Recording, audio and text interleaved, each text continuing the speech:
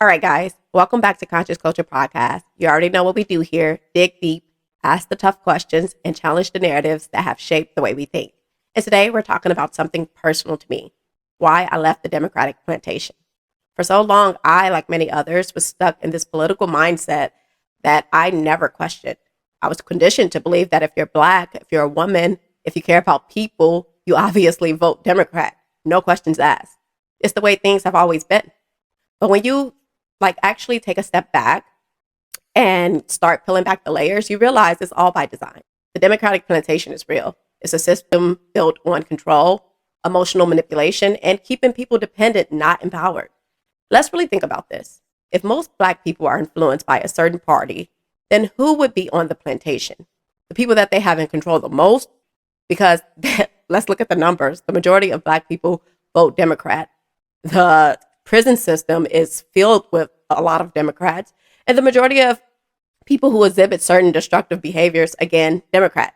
Meanwhile, the small percentage of Black people who identify as conservative, who actually think for themselves and reject groupthink, are constantly demonized and called every name in the book. So who's really being mentally taken advantage of? Who's actually free? These are the questions we have to ask. So today, I'm going to break down how my ideology started to shift, Candace Owens' role in shifting my ideology, how I started to support Donald Trump, and the main reasons why I left the left. This isn't just my story. It's a conversation about truth, free thinking, and stepping outside the box they've tried to keep us in. So grab your coffee, your tea, y'all know how we do it, and let's get into it. Welcome back to Conscious Culture. I'm breaking chains, freeing minds, it's a time to rise. Conscious culture in my veins, yeah, we see through the lies. They telling stories, trying to mold what we thinking inside. But I'm cutting through illusions, showing truth worldwide. They trying to box us in, but we step out the line. Redefining who we are, no longer falling behind. I see the games they playing, how they shape our design. So I'm speaking for the thinkers who refuse to be blind. All right, guys, my ideological shift didn't happen overnight. It was a slow unraveling, a series of realizations that forced me to start questioning everything I had been told. And if I had to pinpoint the moment where my antennas went up, it would be 2020, right when COVID hit. At that time, I wasn't paying much attention to politics. Like most people, I was just trying to navigate through the craziness of the pandemic. But something about how things were unfolding did not sit right with me. From the beginning, the media went into this full panic mode, pushing fear at every turn. They weren't just reporting on what was happening, they were crafting a reaction. Every headline, every article, every news segment was designed to stir up as much emotion as possible. And when you take a step back and look at it, that's a tactic. That's manipulation. Then came the vaccine. And what stood out to me wasn't the vaccine itself, but it was the way that they were talking about it. Almost immediately, before we can even fully understand the virus, they were already pushing the vaccine like it was the only way forward. And the rhetoric, it was crazy. The same people who had spent years screaming, "My body, my choice," had suddenly flipped. Now, if you questioned the vaccine, you were selfish. If you didn't want it, you were a problem. They weren't even allowing people to make informed decisions. They were demonizing anyone who hesitated, and that was a major red flag for me. I started asking myself, why are they so obsessed with forcing this on everyone? Why do they need full compliance? If the vaccine works, why does it matter if I take it or not? None of it made sense. And let's be real, who was leading the charge on this? It was the left.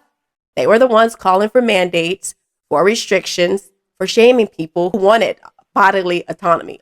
Meanwhile, Trump, who I didn't like at the moment, or at that time, was talking about freedom, personal choice, and early treatments. That was interesting to me because the way the media had portrayed him, I would have never expected him to be the one standing up for personal freedom. That's when I really started to notice the media lies, the way they push fear instead of facts, how they ignore any dissenting voices, and how they refuse to just let people think for themselves. That was the first real crack in my political beliefs. I realized that if they could lie to me about COVID, about the science, about what was really happening, what else had they been lying about?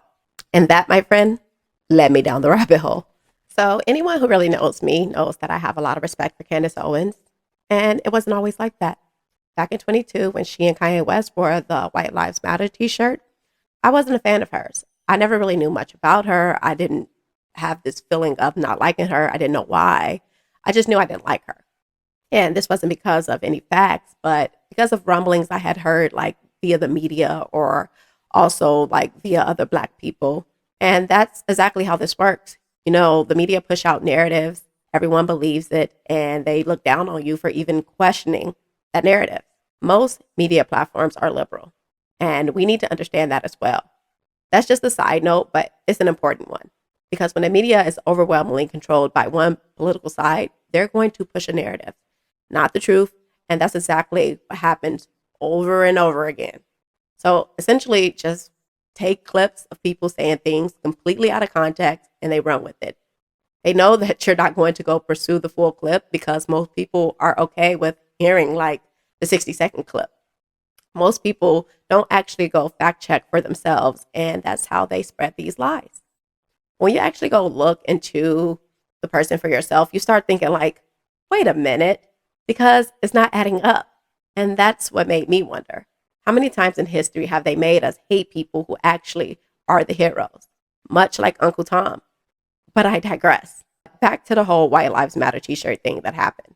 For the life of me, I could not understand why so many people were so angry. Like it genuinely didn't sit right with me that this was causing so much outrage. And at this point in my life, I had already started shifting like to the right little by little, questioning things, seeing things a little differently. But this was one of those moments where I just was like, I cannot wrap my head around why people are so mad over a shirt.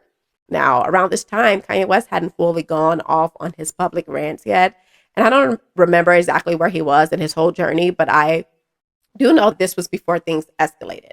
And being from Chicago, I've always had a level of respect for Kanye, not just for his music, but because he's an individual person. He's not afraid to say the awkward thing. He's not afraid of being canceled. And that's why I like about him. But this whole situation made me stop and ask, like, who is Candace Owens? Why do people hate her so much?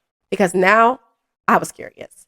So I started looking into her. I went on YouTube and I found out she was working with the Daily Wire at the time.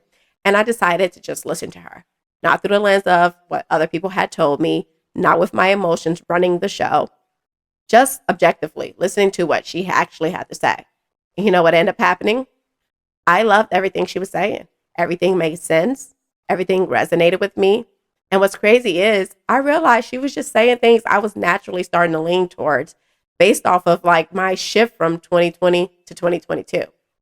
Then Candace Owens had released her documentary on George Floyd, and it was called The Greatest Lie Ever Sold. And that documentary changed everything for me because it exposed and broke down the corruption of BLM in a way I had never seen before. It showed how George Floyd helped to get Joe Biden into the White House. They actually didn't care about him. They actually cared about the movement that they could build around his death. BLM raised $90 million, and they didn't use it for Black people. They didn't even reinvest it into Black communities. They didn't even help the families of the victims that they were marching for. Instead, they funneled money into LGBT initiatives, luxury mansions, and personal wealth. Candace Owens really opened my eyes to that. After that, BLM was my last straw. That was it. I was done. Because once you see the truth, you cannot unsee it. And after I saw the truth, there was no going back for me. You know, and at this point, I started to realize they always use people that look like us to convince us of something that is not advantageous to us. It's always the people that look like us, though. BLM had people convinced, running around screaming. They're just shooting us down in the street. And yeah, maybe like 15 or 20 unarmed Black men were dying due to police brutality or however you want to put it. But honestly, I feel like I'm being generous saying like 20. I think I'm being generous. But you have 300 Black people dying every single year in Chicago alone. Nobody protests about that. That's where you lost me. Because if Black lives really mattered, wouldn't we be talking about all Black lives? Wouldn't we be talking about the people that get killed in Chicago, Baltimore, St. Louis? But no, the only time they care about it is when it's politically convenient. That's when I knew this whole thing was a scam. And if you notice, in the 2024 election, there was no BLM. Why is that? Where did they go? Because their jobs was done. They got their man in office, they collected their millions, and then they disappeared. And that should tell you everything you need to know. Now back to Candace Owens. I'm not going to say I agree with 100% of what she says. There are things that Candace Owens believes that I don't agree with. Like, for example, she doesn't believe in systemic racism. I do. I think there's definitely a such thing as systemic racism, but I'm not just going to discard her as a person because we don't agree on that. No, I'm not going to do that. That's the problem with how a lot of the people on the left think. They assume that if you don't align with someone 100%, then you have to hate them. And I personally just do not operate like that. And let me say this. The fact that we live in a culture where Candace Owens is hated and people like Sexy Red and Cardi B are praised, that says a lot about our culture. Okay? That says a lot about who's really thinking for themselves and who's being manipulated. Because if we're being honest, one of these women is actually trying to educate and uplift people, and the others are just reinforcing the very stereotypes that keep us stuck. But if you're telling me Candace Owens is the problem, make it make sense, please. So ultimately, I realized I had been bamboozled. I finally understood what people meant when they say, hey, you're arguing with your emotions. I super understand now the difference between having a logical argument versus being emotionally attached to something and arguing from that place. And that's exactly what I had been doing most of my life, playing identity politics, identifying with people just because they look like me and not because they hold my same values. And when I finally started looking at things objectively, it was mind blowing because I realized that we had all been lied to, all of us. So let's talk about Donald Trump, right? At first, I really did not like him. I thought he was so unpresidential. And on top of that, the media made me feel like he was a racist. Everybody turned their backs on him. So, of course, I kind of went along with it. I was like, oh, they're saying that he's a horrible guy. So he must be a horrible guy. I mean, think about it. When you hear something over and over again from every direction, it's easy to believe it, right? And at that time, I had no reason to question it. I wasn't looking into anything for myself. Now, did I personally see a clip of Trump being racist? No. But I didn't even ask myself questions back then. I just went with the crowd. I really just was apolitical. I had political views, but I really didn't care as much as I do now. I also didn't think he carried himself in a way that the president should. And I think a lot of that had to do with the fact that we were coming from Barack Obama. Obama was so charismatic. He had this way of making you like him. And he had this way of making you feel like he could relate to you. And then here comes Trump, this billionaire. And I just didn't think that he had that same presidential energy, I guess. But what I realized though was that, okay, yeah, he's tweeting at 5 o'clock in the morning, probably from his toilet, right? I don't know, in my mind though, he's sitting there on the toilet, just firing off tweets at CNN and fake news or whatever else. But then it hit me. He was exposing a lot of what people in the Black community had been talking about for years. And here's what changed. I started to realize how the media wasn't just smearing him. They were straight up lying. That was a huge moment for me because if they lied about that, what else were they lying about? And then I started to understand why Trump didn't have that polished presidential vibe like Obama did. Donald Trump is not a politician. He's dealing with people who are straight up savages. These people are ruthless, and he knows they're ruthless, so he gives them the same energy back. I'm not saying it's always right or it's the best approach, but I get it. If you really think about it, Trump fights back in a way that no other Republican has ever. He's not scared of them, and that's exactly why they hate him so much. They hate him because he's a masculine man. You already know masculinity is under attack in America. Look at the people they praise in the media. Look at the type of men they uplift. It's not hard to see the pattern. So now looking back, it's obvious why they tried to destroy him. You see what's happening right now. People are finally calling out what they're referring to as the deep state. This idea that there's a shadow government running things behind the scene. And that's exactly why you see Donald Trump dismantling the system as we know it. And now you've got people like Tucker Carlson, the Candace Owens, and Donald Trump experiencing it firsthand. The system has turned against them directly, and they're seeing the weaponization of the system in real time, especially with Donald Trump. If you really look at how they've weaponized the government against him, it is insane. They went after him. They smeared him in every campaign. They labeled him as a racist. And even though they were totally fine with Donald Trump up until he was president, that is crazy. That right there goes to show you exactly how the system works. And let's be real, the government, Hollywood, the media are all in cahoots. We know this, and we know it through Operation Mockingbird, where the CIA infiltrated the media to control narratives. Not to mention the CIA literally has a budget for film and a office in the Pentagon for Hollywood. They have influence over the movies we watch, the narratives we absorb, the stories that we are told, and even the people we look up to. And we obviously know that celebrities get paid to do exactly what they're doing. Like I always say, celebrities are here to make you think something or do something or buy something. Nothing else, okay? They're not here to inspire you or anything like that. That's what they're here to do. So I truly felt bad for Donald Trump, seriously, because it was crazy. If you go back and watch the old videos of Donald Trump, he was basically a Democrat. He was saying all the Democratic things, talking about all the same issues. His core values, like, it never changed. He is the same person today that he was 30 years ago. I want you guys to take a look at this clip of Donald Trump. Take a listen. Donald Trump has always loved this country. I would love and I would dedicate my life to this country. This country with the proper leadership can go on to become what it once was.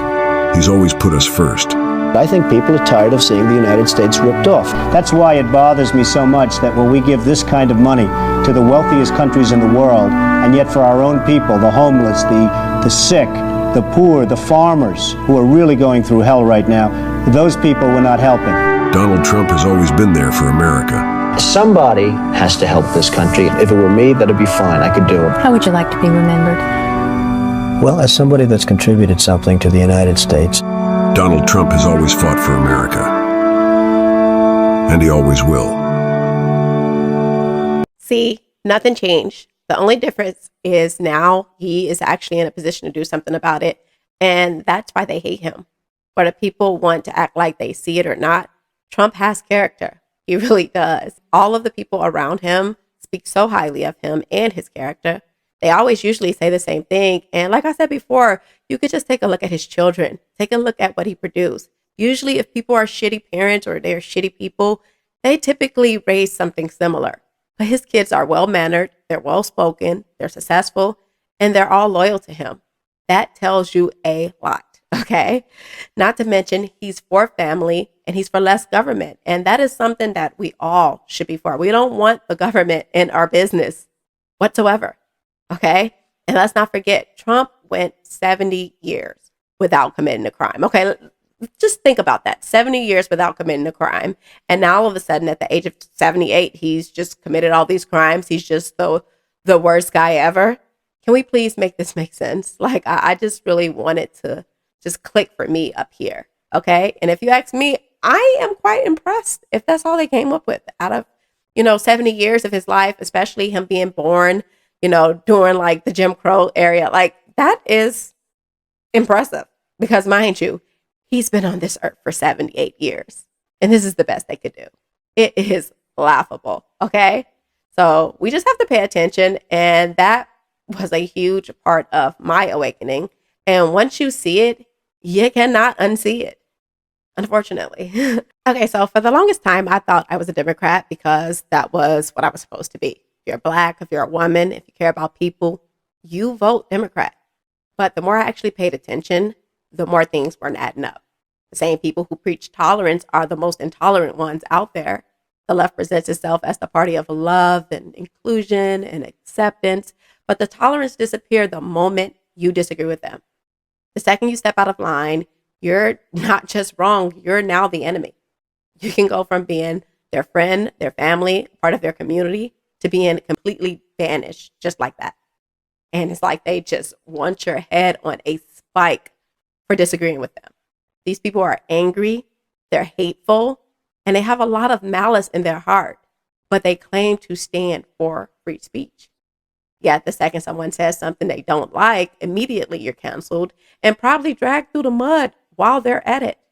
And of course, they'll justify it by calling it hate speech. But let's be real. Hate speech is just speech you do not like. They act like words are an act of violence, as if simply hearing a different opinion is going to destroy them.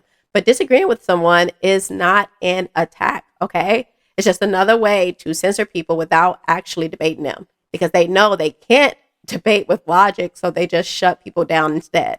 And that's where it all started making sense. The left doesn't argue with facts. They argue with feelings. One of their biggest weapons is moral superiority. They believe that they're the good guys simply because they claim not to be racist or the homophobes or the sexist. Instead of debating you, they just label you. What's funny about their so-called moral superiority is that they don't actually have any values. Think about it. They don't appreciate family. They definitely don't appreciate men. And they don't have any type of moral compass. If you really just break it down, their entire ideology is based on letting people do whatever they want without accountability. You can dress however, act however, and not only do you avoid consequences, you're applauded for it. You're applauded for being gay, you're applauded for being trans, and you're applauded for being a victim. But remember, these are the morally superior people. They think that these identities aren't just something to live with, but they are something that should be celebrated. And let's be honest, some things just do not need to be celebrated. Some things are just private. Then they turn around and say that, the right is obsessed with trans issues. Like, really?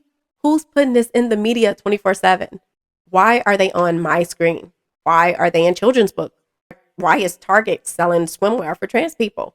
It's legit gaslighting us because they know they're always pushing this ideology. But when you say something about it, they're like, wait, what? It's only 1% of us. It's gaslighting. They're always asking for representation. It's like they're pulling the whole DEI argument. We need more representation. We're not included. Well, maybe that's because you're 1% of the population. Of course, you're not going to be equally represented. That's just reality. That's fine. That's how numbers work. But instead of accepting that, they demand that the world revolve around them. And when you push back, they call you the problem. You are the problem, not them. Not their lifestyle, not them. You're the problem. A lot of women are brainwashed into thinking that they don't need men and that men shouldn't be masculine. And what's crazy about this is it's actually controversial to want to get married and have a family. Like, you're literally like called a pick me if you want something like that. That's wild when you think about it, because one of the few things we can objectively say about life, just based on simple observation, is that we're supposed to procreate. But instead, they push anti-family agenda. No, kill your baby. Don't procreate. Don't respect men. It's mind-boggling. And here's the reality. Men protect women. I don't understand what women don't get about this. Men protect women. Men are the ones who protect us from government overreach. This is why we need strong family foundations. When children come from a two-parent household, they turn out better. They're more well-rounded. They have more stability. Candace was literally breaking this down about how valuable two-parent households are. And you guys laughed at her instead of actually listening to what she was trying to say. I'm actually going to play you the clip from Revolt. So go ahead and take a listen. The biggest issue facing Black America is father absence.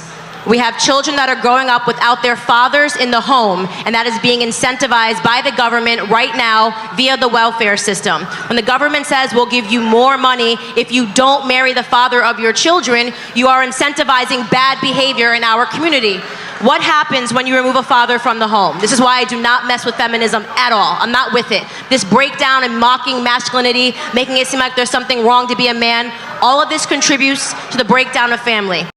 But no, you guys wanted to clap, clap, clap for T.I., Mr. Tip. The Crime Stoppers. Give us a tip, stop crime tip. All you got to do is call Crime Stoppers Atlanta. Tips can be anonymous, and there's even a reward.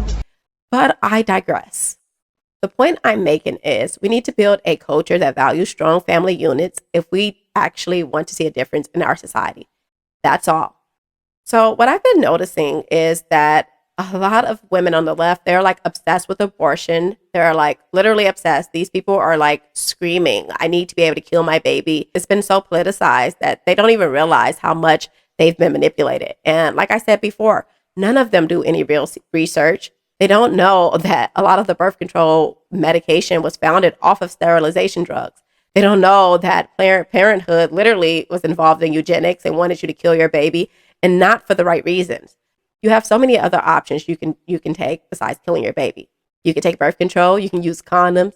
Hell, you can use the pull-out method, even though I don't recommend it. You can track your cycle. You can literally just not sleep with anybody you don't want to have kids with. But hey, if you don't want to be accountable, I'll just say this. You play stupid games, you win stupid prizes. As far as DEI go, I'm just going to show you this graph here and do with it what you will, okay? That's it. This is just some of the reasons why I don't support the left. And honestly, a lot of these things align with Donald Trump's policies, which makes sense to why I support him and what he's doing. Now, do I agree with everything that Donald Trump does? No. But I do think his policies are what's best for us as a community. Absolutely. And maybe the reality is we need some fire up under our ass. Maybe our ancestors were so successful because they had a little fire up under their ass. And maybe that's what we need. Because the way we're behaving, the way we're acting out here, the way we're portraying ourselves in the world, it's not great. And if you ask me what I think the biggest problem in our community is, it's not racism. It's not even the government. The biggest problem in our community is us. It's our culture, the lack of respect for our own culture. It's how we glorify celebrities in Hollywood, but not the people who actually educate us, who are actually trying to do positive things and enlighten us. No, but instead, we tear those people down. We act like we have to all think the same. Second someone steps outside of the box, they're the enemy. And the truth is, we have a lot of trauma in our community. We need to heal. We need to let go of things that we didn't go through. And I get it. Our whole identities have been erased. So I understand that. I am Black. But at the end of the day, what are we going to do? Just sit and complain about it? Or are we going to become productive members of society so we can actually have a say in what happens to us? Because I can assure you, if Donald Trump, like y'all love to say, was going to become a dictator, it wouldn't be because of the conservatives. It would be because of how far left the left has gone. And let me just say this, just because you're not a Democrat doesn't mean you are not pro-Black. I want to see my people do well, but in a way where I don't enable them as victims. I want them to understand that they can do anything that they want, literally and truly. There's nothing holding us back. And because I believe that, I want to hold you accountable so you could be the best version of yourself. I love to tell you guys, the cage door is open. All you have to do is go through it. Because if people aren't holding you accountable, those are not the people you want around you. Just say it. And at the end of the day, this isn't about left or right. It's about truth versus lies.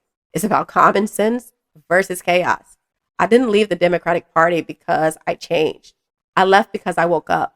I realized that everything they were feeding us was keeping us broke, angry, divided, and weak. And I refuse. I refuse to be a part of that. And I know this conversation makes some people uncomfortable, but growth is uncomfortable. The truth is uncomfortable. But if we're going to change, we have to start asking the hard questions. We have to start thinking for ourselves. We have to start asking ourselves, do we want role models like Candace Owens, who stands for discipline, intelligence, and self-respect? Or do we want Cardi B and Sexy Red, who glorify the dysfunction, degradation, and self-destruction? Most importantly, why are we supporting an ideology that doesn't align with our values? If we can't come up with a logical reason for it, then maybe it's time to stop blindly following and start standing on truth. So I appreciate you guys for tuning in and being open-minded. Whether you agree or not, just know I'll always keep it real with you. I'm so grateful for you guys listening, hearing my story on why I moved to the right or center right, like I would like to say. If you guys have any comments or anything you want to say, go ahead and drop it down below. Make sure you like and subscribe as well. Thank you guys so much. And I'll see you guys next time. Conscious culture, we awaken and we learn. Fire in our spirits, watch the system as it burns. Question every lesson, let the real truth return. We break the mold, and now it's our turn.